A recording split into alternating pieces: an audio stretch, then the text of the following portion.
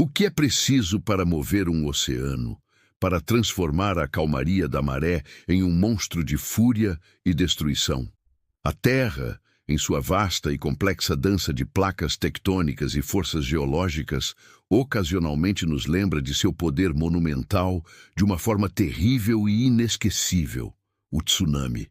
Não são ondas comuns geradas pelo vento, são pulsos de energia pura, viajando silenciosamente através das profundezas do oceano a velocidades de um avião a jato.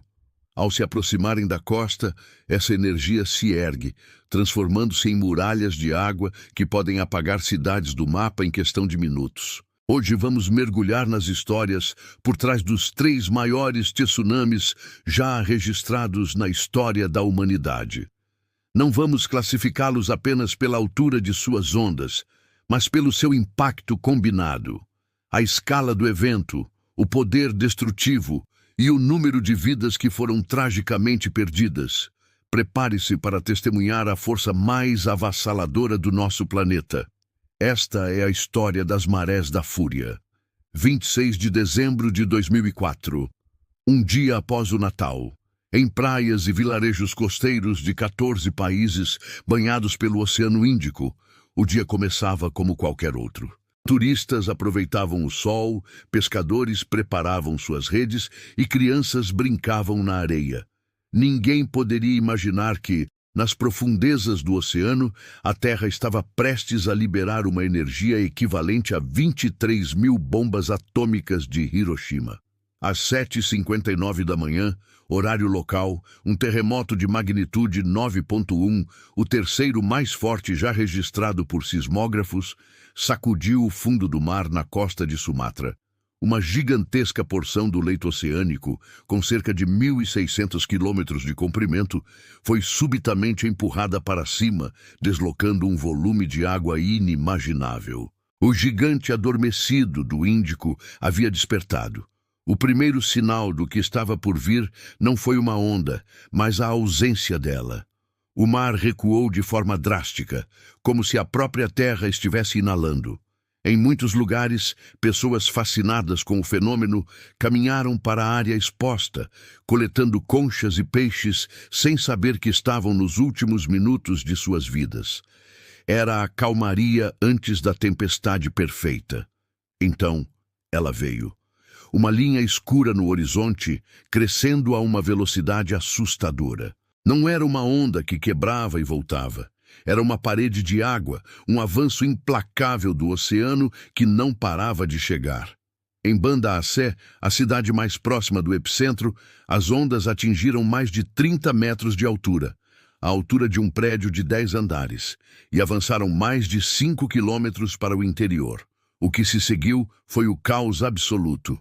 A força da água era tamanha que edifícios de concreto eram pulverizados. Cidades inteiras foram submersas em minutos. A onda viajou por todo o Oceano Índico, levando morte e destruição à Tailândia, Índia, Sri Lanka e até a costa leste da África, a milhares de quilômetros de distância. Quando as águas finalmente recuaram, o cenário era apocalíptico. O saldo foi um dos mais mortais da história humana. Mais de 230 mil pessoas mortas ou desaparecidas. 1,7 milhão de pessoas perderam suas casas. Famílias foram dizimadas. O tsunami de 2004 não foi apenas um desastre natural. Foi uma tragédia humana de escala global que revelou a vulnerabilidade de nossas civilizações costeiras e a necessidade urgente de sistemas de alerta que naquela época praticamente não existiam no Oceano Índico. Uma onda que, por pouco, não passou despercebida pela história, escondida na remota e intocada Baía Lituya, no Alasca. 9 de julho de 1958. A Baía Lituya é um fiord em forma de T, com paredes de montanha que se elevam a mais de 900 metros. É uma região de beleza selvagem, mas também de intensa atividade geológica. Naquela noite, um terremoto de magnitude 7,8 na falha Fairweather, uma das mais ativas do mundo, sacudiu a região. O epicentro estava a apenas 21 quilômetros da entrada da baía. O tremor foi tão violento que causou um deslizamento de terra monumental. Cerca de 30 milhões de metros cúbicos de rocha e gelo, o equivalente a um arranha-céu de 100 andares, despencaram de uma altura de 900 metros na água da baía. O impacto foi como o de uma bomba, gerando um respingo de água de proporções inimagináveis. Em um instante aterrorizante, uma onda se formou, subindo pela encosta oposta do fiorde. Não era uma onda que se deslocava horizontalmente, mas uma elevação vertical de água que atingiu a impressionante altura de 524 metros. Para colocar em perspectiva, isso é mais alto que o Empire State Building. Foi o maior tsunami já registrado em termos de altura de onda, um verdadeiro mega-tsunami. Felizmente, devido à sua localização remota, o número de vítimas foi pequeno. Apenas 5 pessoas morreram, a maioria pescadores que estavam em barcos na baía. Testemunhas descreveram o horror de serem arremessadas sobre as copas das árvores e de verem a floresta ser completamente varrida da encosta da montanha, até uma altura de mais de 500 metros. O mega-tsunami da Baía Lituia serve como um lembrete vívido da capacidade da natureza de gerar fenômenos de escala assombrosa. Embora não tenha causado a mesma perda de vidas que outros tsunamis, ele nos ensinou sobre o potencial destrutivo que pode ser desencadeado por eventos geológicos extremos e como a geografia local pode amplificar drasticamente o poder de uma onda. O Japão, uma nação insular no Anel de Fogo do Pacífico, é um país que convive diariamente com a ameaça de terremotos e tsunamis. Sua cultura e engenharia são moldadas por essa realidade.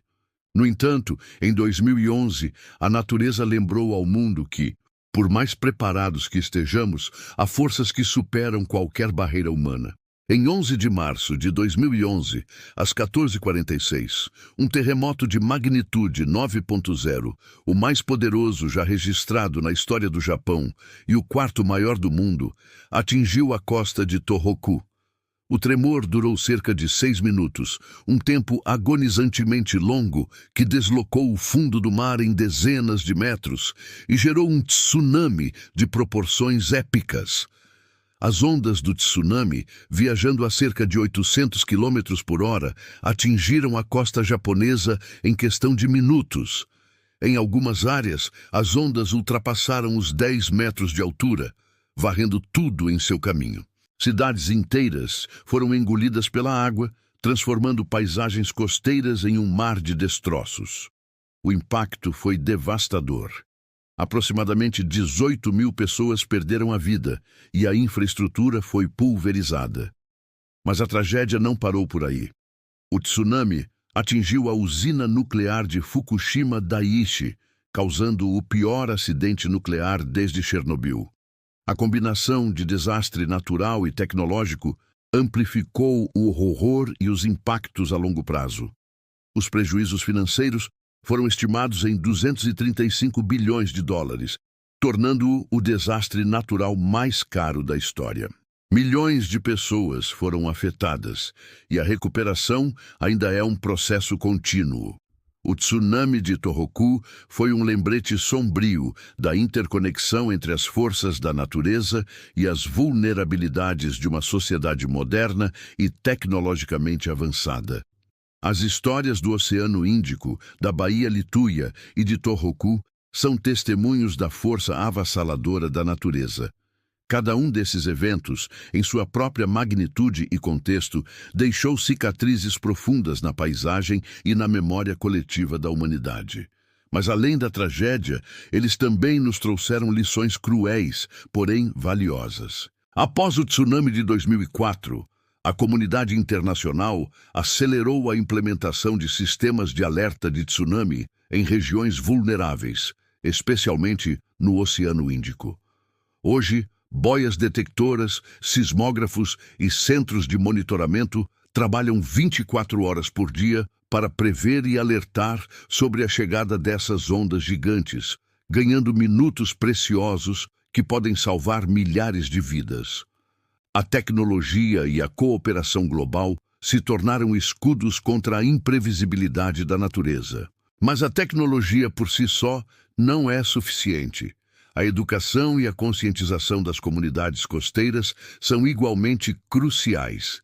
Entender os sinais da natureza, como o recuo anormal do mar, e saber como reagir pode ser a diferença entre a vida e a morte.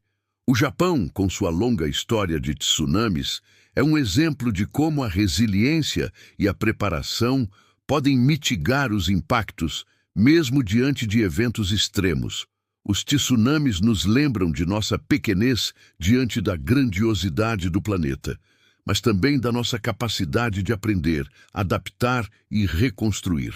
A fúria das marés é um lembrete constante de que vivemos em um planeta dinâmico e poderoso.